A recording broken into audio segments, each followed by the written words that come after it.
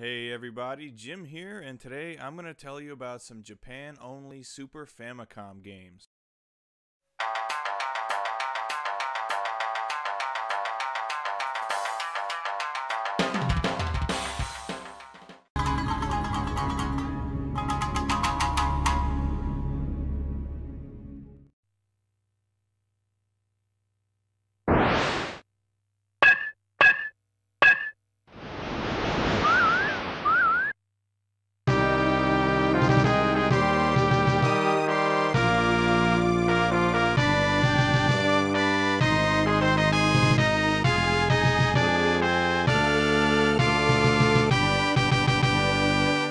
Downtown Niketsu Baseball Monogatari is a baseball game released in 1993 and developed by Technos Japan, the developer of such 8-bit greats as Super Dodgeball and River City Ransom, as is apparent by the character design in this game.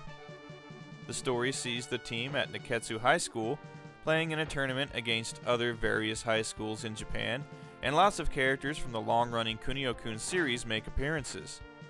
This is another in a long line of fun Technos-developed sports games. Whether pitching or batting, you have a lot of options for what kind of pitch or swing you'll use, and it's easy enough to figure out. Fielding is almost totally automatic, which can be both a good and bad thing, and you have the option to switch player positions around and customize your team.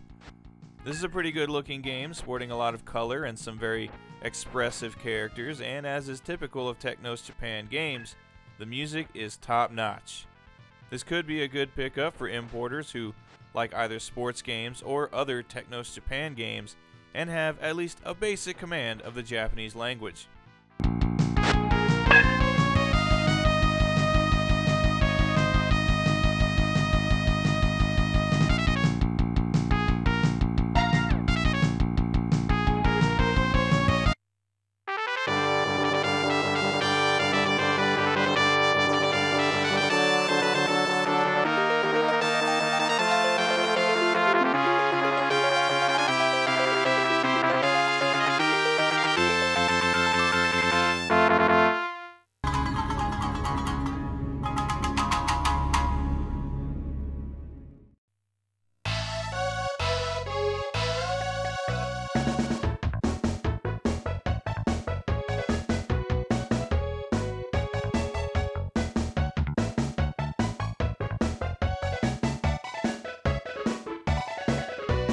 Ronmo 1/2 Oogie Jungkin is a puzzle game developed by Rumixsoft.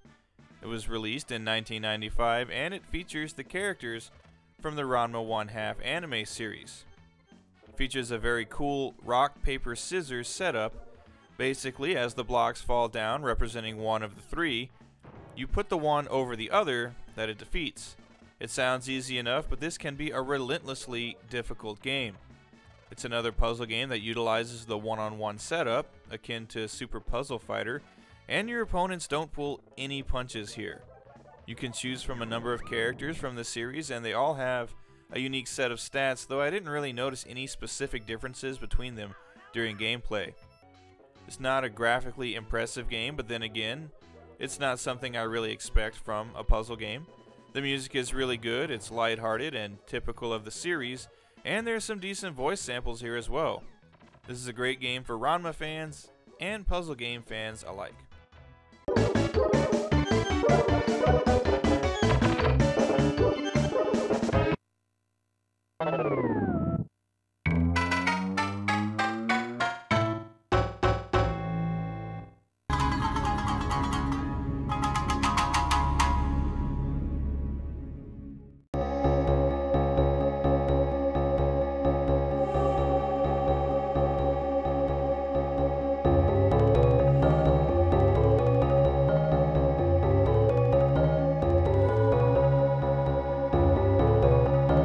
Psycho Dream, developed by Riot and released in 1992, is an example of a game that was originally slated for an international release, but was eventually cancelled, which is a shame because it's not a bad game. It centers around two demon hunters, Ryo and Maria, attempting to rid the world, or at least Japan, of demons. Honestly, there's next to no plot development in this game. but it's not really a big issue. This is an action platformer that has you hacking your way through tons of monsters, including some pretty cool, though sometimes very frustrating bosses. As you move through the levels, monsters you kill will sometimes drop different colored gems that you can pick up for different effects, including upgrading your attack power and giving you a temporary barrier. The audio and visual designs in Psycho Dream are kind of a mixed bag. Levels set outside look very nice with some colorful backgrounds, but interiors tend to be very drab and boring to look at. Likewise, the music will sometimes be very good, and at other times just be kind of annoying. On the whole, this is a good game, even if it does have a few shortcomings. There were certainly worse games that got international releases. If you're into collecting imports, or at least ones that don't require a great deal of reading, check this one out.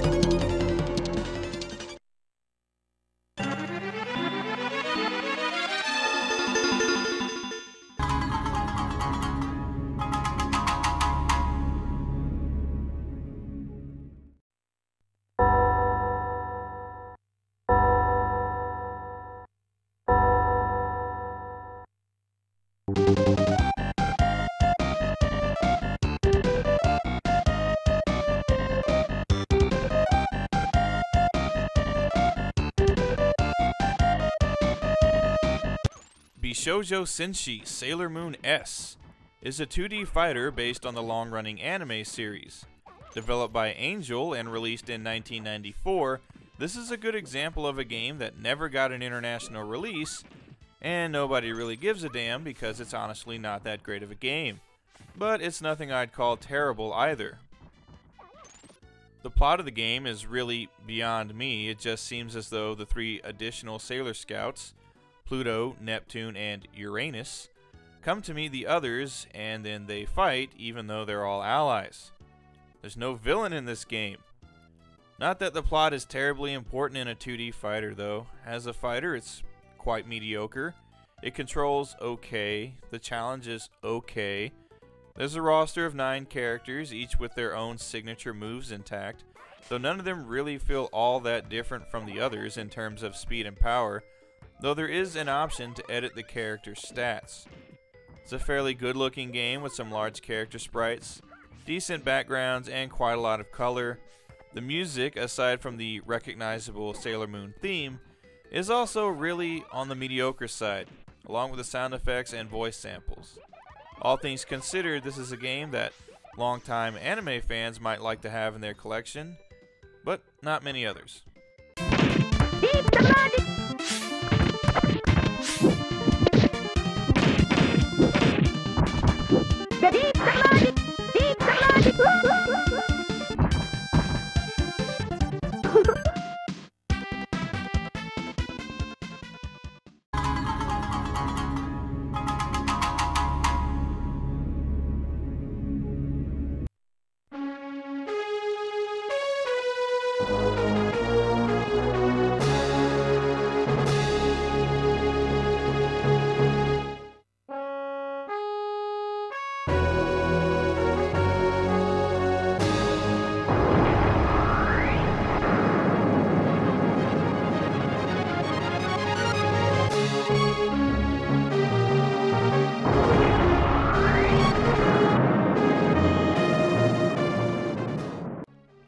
Super Back to the Future 2.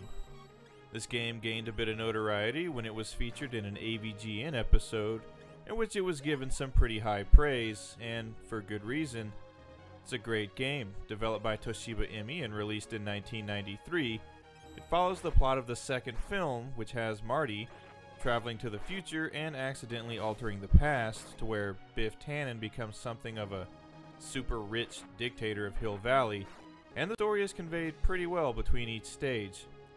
The gameplay has you zipping around on the signature hoverboard from the film, and it's really fun jumping and flipping through the stages, though there can be quite a lot of slowdown from time to time. All of the bosses are different iterations of Biff, which is very cool. The game's difficulty can be quite high at times, but luckily there's a very simple 4-character password system in use. The graphics are great, being very colorful, and all the character sprites are quite large and recognizable as who they're supposed to be. I especially like the design of Doc Brown. The sound design is simply awesome. While the sound effects are a pretty standard affair, the music is just a joy to listen to. The 16-bit version of the Back to the Future theme is really awesome, obviously, but the music at any point in the game is just as good. All in all, this is one game that you can say really is a shame that it never got an international release.